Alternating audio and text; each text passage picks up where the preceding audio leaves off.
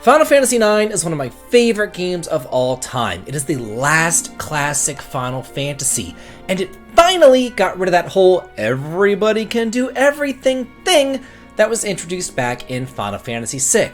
It also brought back the crystals, and it has some endearing characters, and that is what I really want to talk about today, those characters, and specifically I want to rank them from worst to best. So let's go ahead and get started. Number 8, Garnet. Girl, I don't know who did you wrong, but you suck.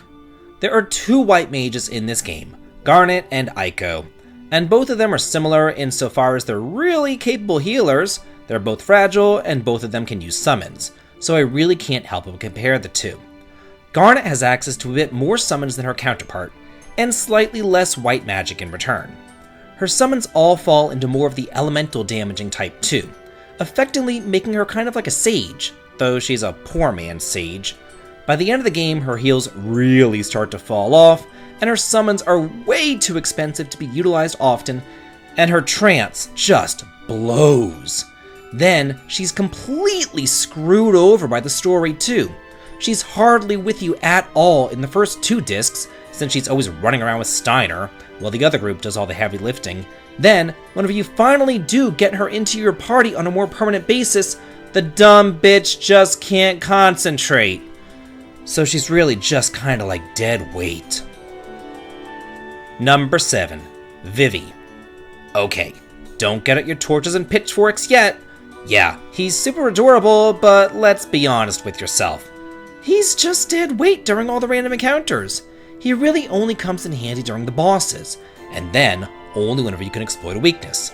The problem is that, well, nowadays MP is much easier to come by in the more modern JRPGs. It's not here in 1999, and you've really got to save it up for all those boss fights. At the beginning, he's incredibly useful for nuking bosses to smithereens, but his usefulness does taper off quite quickly as you get more physical fighters. Then, to add salt to the wounds, many of his most powerful spells are locked behind one-time only and lost forever equipment.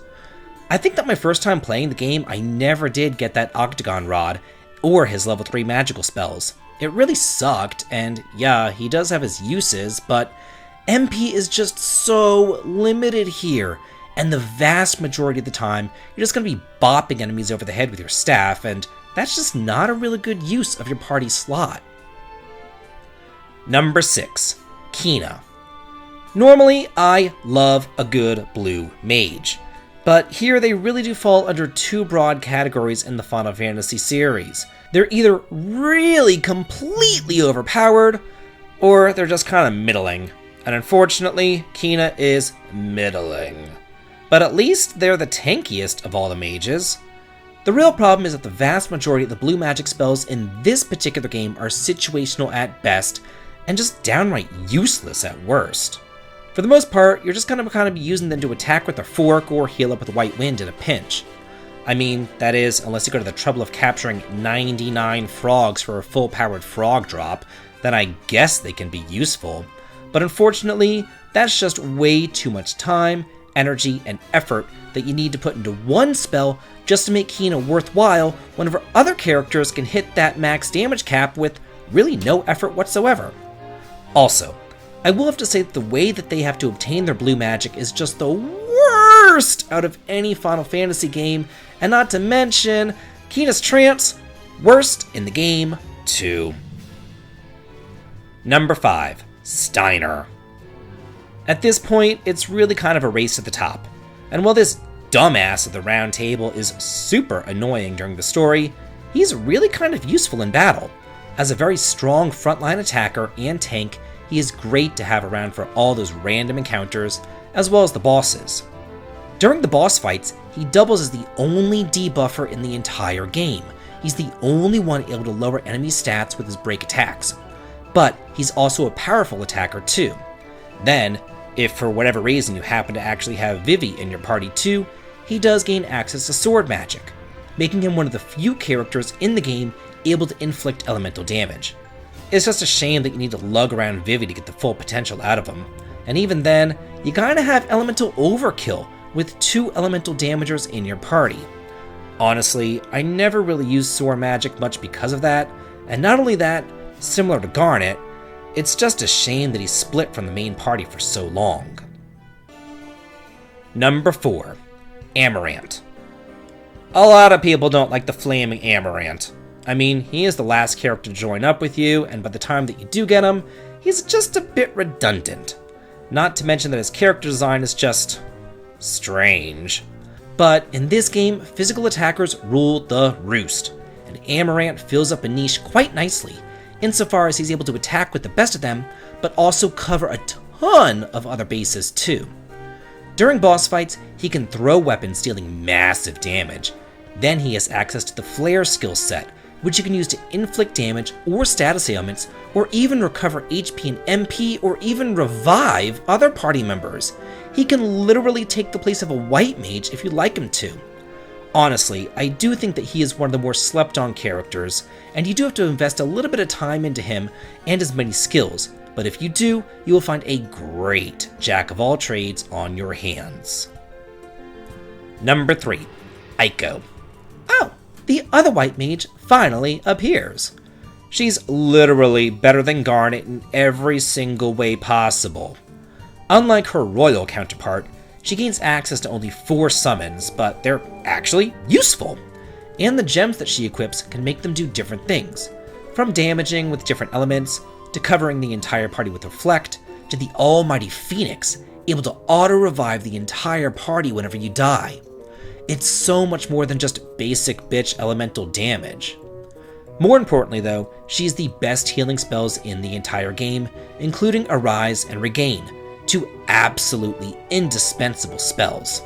And there's no annoying plot reasons as to why she can't cast magic, and her trance ability is like the best in the entire game, allowing her to cast white magic twice, so you could heal up or buff with your first cast, then drop a holy bomb in your enemy's ass.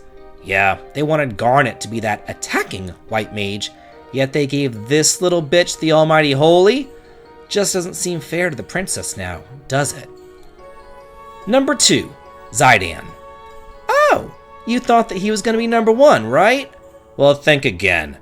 You would be forgiven for thinking that a thief wouldn't be the best attacker in the game, because typically thieves aren't. But this little monkey man outperforms the knight in shining armor. He is a super fast, physical powerhouse, and he's the only character able to steal, which really is what this game is all about. Because of the way that you learn abilities here, I mean it is based upon your equipment after all, the sooner that you're able to get a hold of some rare equipment, the more powerful all of your party members will be. Not only that, but his thievery attack deals more damage based upon how many times you steal, similar to Kina's frog drop, though you'll be stealing so often that you don't have to go out of your way to like all the marshes to power it up. But who could possibly be better than the actual hero of the game? Well, that honor falls to our number 1, Queen Freya. At first glance, she might look like a red mage, but this lovelorn rat is actually your dragoon, and I kind of normally have like a love-hate relationship with dragoons, mostly because they're kind of supposed to be the frontline fighters, taking hits for your more vulnerable members in the back. But whenever dragoons jump, they leave the field, and it also leaves those mages there to get slaughtered. However, Freya's utility does not lie in her jump. Instead, it lies in her dragon skills. Similar to Kina's frog drop or Zidane's thievery, her Dragon Quest ability deals fixed damage based upon how many dragons you've killed. But, well, catching frogs is an annoying pain in the ass, where you have to fly between all the marshes, and stealing kinda does take forever, killing dragons is relatively easy, and it's a great way to level up your team and earn all that AP that you really do need by the end of the game. So, really, having a full-powered Dragon's Quest is kind of a no-brainer. Then, on top of having like the most powerful ability in the entire game, she also gets Reese's Wind, which casts regeneration on the entire party, and White Draw, which restores everybody's MP. She is no rat fink, she is the queen of these rats. So that's it for my ranking of the characters of Final Fantasy IX. How would you rank them all? Let's get a discussion going on here, let's all talk about it in chat. I'd love to hear what you have to say. And if you like what I do on the channel, please head on over to the Patreon and sign up for early access to my videos, as well as behind the scenes photographs. The link to it is over in the video description. And as always, please like, comment, and subscribe, and have a good day.